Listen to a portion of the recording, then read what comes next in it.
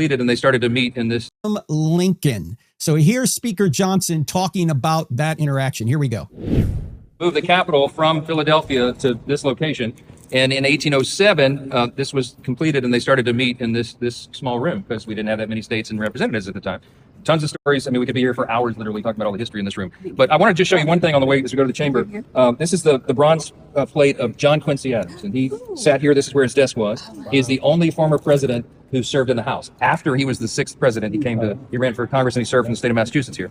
And the reason he came is a really important piece of our history.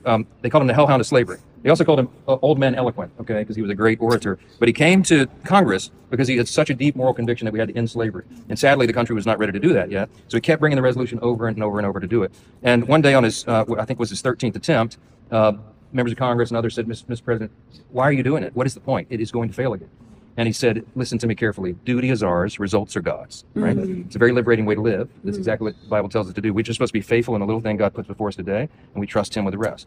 John Quincy Adams knew he wasn't the sovereign, but that conviction, that deep clarity and conviction that he had a huge impression on everybody around him in the country. He died right here. Well, he died in that room right there. He had a stroke. After the Mexican-American War, there was a move to push slavery further, expand it into the New West.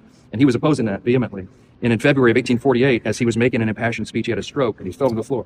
So other colleagues grabbed him and they brought him through those white doors over there. That used to be the speaker's room. Now it is the women's reading room. Okay?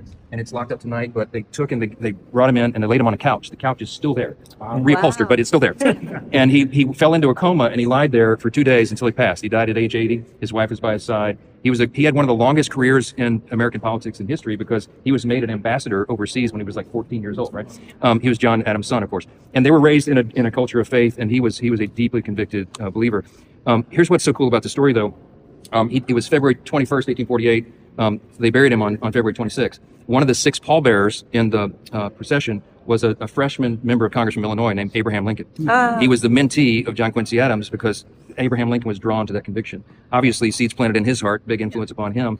And then the 6th president influenced the 16th president, who ultimately freed the slaves, right? So you don't never know. We're just supposed to be faithful. We're supposed to sow seeds. We don't know how they're going to be watered. We don't know when it's the final fruition of that work is done, but God calls us to be faithful, and he was, and that's why we memorialize him here. Every member of Congress who later served as president has a brass plate around here in the original Statuary Hall, and this is where he sat. Abraham Lincoln sat right over there. There's a plate on the floor, and that room behind you see Lincoln Room. That used to be the post office for the house, and he used to go in there and retire by the fireplace. So it's no longer a post office, but now there's Lincoln memorabilia throughout there and all sorts of fun stuff. And when you're here on a longer time, we have the full tour. We'll take you on the 3-hour version of this. Okay. All right. We're going to go to the House chamber over here now.